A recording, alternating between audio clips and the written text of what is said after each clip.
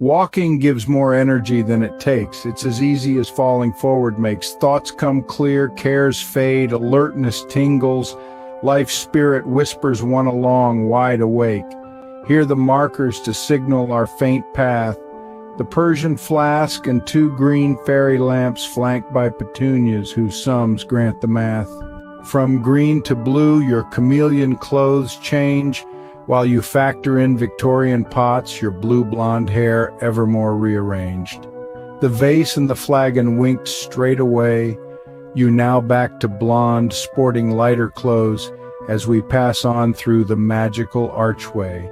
A bridge appears where there was none before, on an extra green leaf morning newly born, spanning the gap between the river shores. Down by its side is a mossy green log, and just beyond the rushing waterfalls and day lilies to herald summer's slog.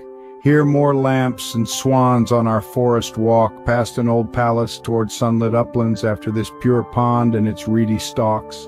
A brick-paved turn in these enchanted woods brings forth leafy stone gardens in dim light for minty refreshments and other goods. Stony steps lead upward, and there you pose for all the woodland's hidden eyes to see, flaring wide her wings and standing tiptoed. More falls call, and so we walk, rock to rock, cooling off in the water's splashy spray, on our wondrous journey that has no clock. You lie by the side of the moving pool, looking closely at the swirling wavelets, oft catching sight of a sparkling jewel. Next, of all things, sits a wonderland girl, with a large hat holding a big red egg, on the other side of the whirling swirl. Now with orchid wings you sit near the stream, amid the moss and the caressing mists, lost in time, while wandering through daydreams.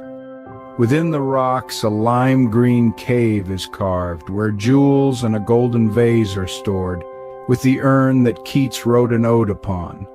There an elf's house in a haunting face tree, and more lanterns to guide us through the deeps, all laid out with the words of poetry. Here another woodsy home, a mushroom hut with a pumpkin and stools set for sitting. You outstretch your arms, welcoming the nuts. Another house built into a sturdy tree has 2 young fairies kneeling on the lawn near the large stones set in the greenery. We're greeted by elemental tree men guarding a massive face trunk just beyond, and unworldly lights shine forth in the glen. Green and bluish magic glows light the way, while angel sparks draw us travelers on through this warm midsummer's day. On warm-hearted ground under stone-cold sky, your carried waving lantern's light reveals a kindred soul set to sleep in a cup. She finds a glowing abode to sleep in sojourn with 2 other wanderers, pleasantly tired, waiting for dreams to begin. She dreams of comets in the starry night from the wellspring of vision spark so bright, phantasms ranging among all the sights. Up at dawn she runs with its orbed glow balls, the sun racing behind her to catch up, she off again in her world without walls. The morning mists and clouds diffuse the sun, as there she stands wondering at cattails, her band of blue sporting its blonding run. The warmth surrounds her, and so she lays on the purple-eyed grass near the rippling pond, deep in reverie of the newborn day. We drink the dew from the flowers before the day can heat and evaporate the vapors away, gaining this light sustenance as fairies may. We fly through the grasses around a tree as an angel atop a mushroom points the way, leaving smoky swirls and vapor trails freed. Here the deep and preternatural forest, its primeval splendor undisturbed, the place where angels breathed into man's breath.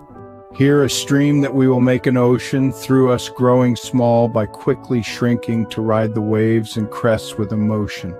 Butterfly wings sail our rounded leaf boat that has a flattened splinter for a seat, with a twig-vined rudder to keep afloat. From this overflowing wellspring of joy, passion, and desire, we drink elixir deep and wetting through and through o'er noise. Wanded fairies three share a wide tree stump, in the wooded green of all greens ne'er seen, where winter's seen is ere summer trumped. Perpetual roses spring to one's hand, and all around in this secret garden bower, where all romantic dreams come true to plan. Oh, kiss me, dear, and lift me from the grass, and twirl me up and above in love's whirl unto the heights where most joyous times pass.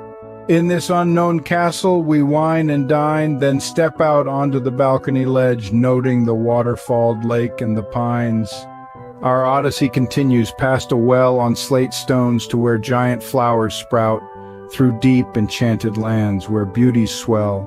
Oh dear, there's talk of a young naughty, but it wasn't that really specifically, but that the fae was not enough naughty.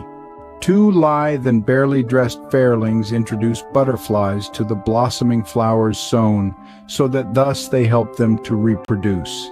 If it e'er gets too hot, the fairies shrink and then find refuge under a flower's shade, and there find droplets of dew to drink. Under a corolla, the crystal ball of marble is read to get the weather and the future, which is why they never fall. In the landscaped gardens the cardinal bathes, while all the colors mix and shift the gaze, as a statue with a ball in the air plays. Summer follows us around, elfin queen of hearts, as we lay snug in forest green, your glowing pixie crown lighting the scene, your curves spooning, your ears pointing away. As fays we make love in the air, hovering, evanescent visions of disembodied happiness, the magic link in the chain of things, connecting man to God by angel and star to all that we are. Here's the secret garden, half as old as time, where poets live and write their words in rhyme, while the nightingale creates the rose by moonlit magic from their thoughts sublime. The literary scenes unfold before us, such as music often approaches one and surrounds, and then builds on the vibrance which in one is, to fill with beautiful visions and sounds. Our quick thoughts rise, mist rising from the dew, as living dreams unveil more than we knew. From poetry's light the garden grew, revealing mysterious wonders new. A lantern's clue turns you purple-violet, expands your wings and reverses the scene, erasing a few objects here and there.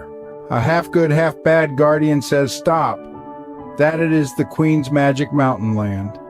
Yet she relents and waves our beauty through. A pause while my own butterfly self sprouts in a flutterby, then alights on your hand as we rest on a stone arch bridge or a stream. Up the mountain we on purple brick path are walking into thin air with only grasses between us and the lands below.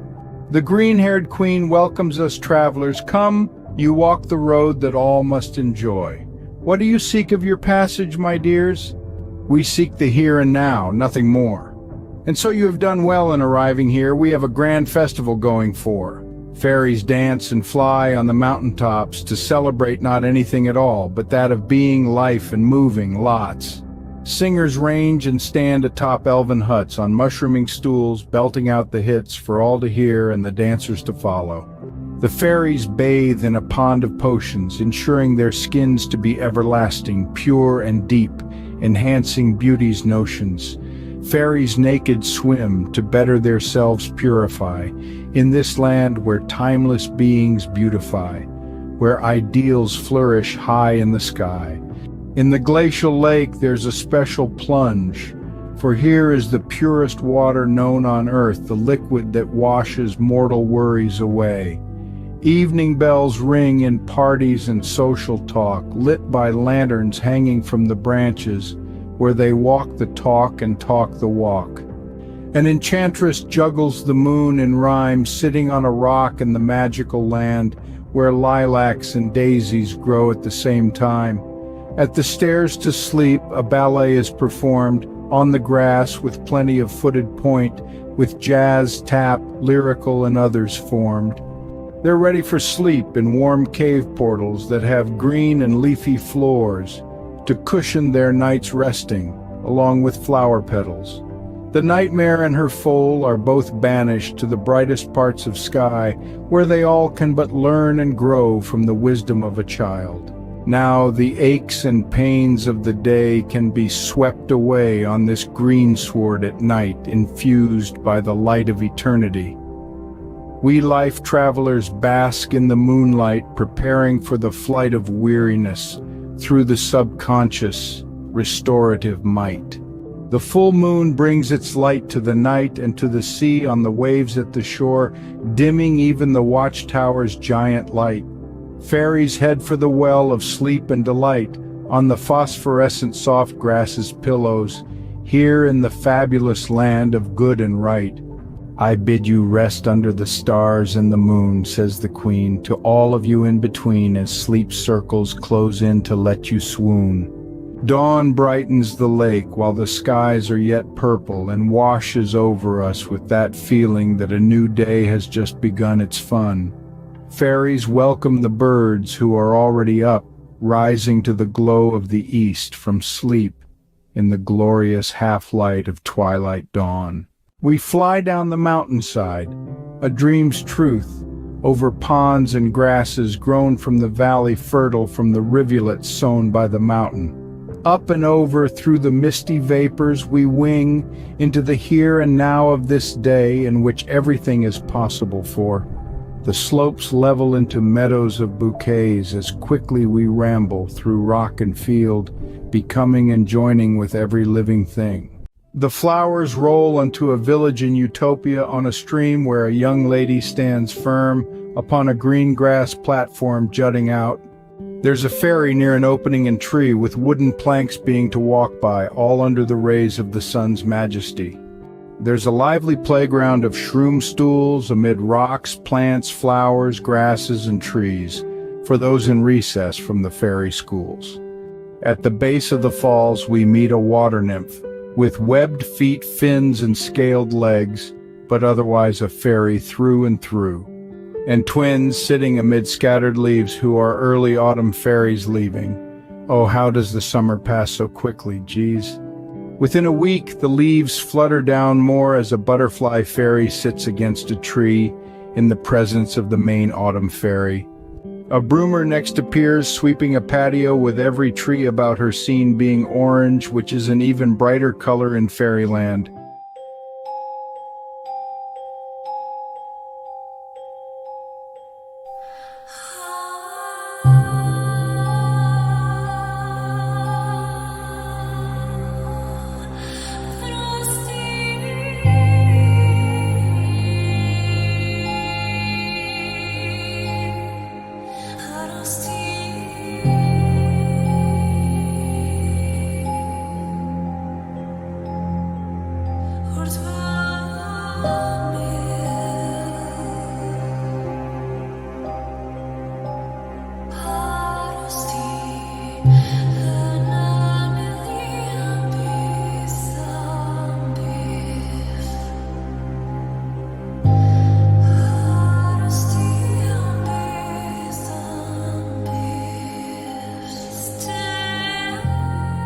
At last, to home and heart in our little shack.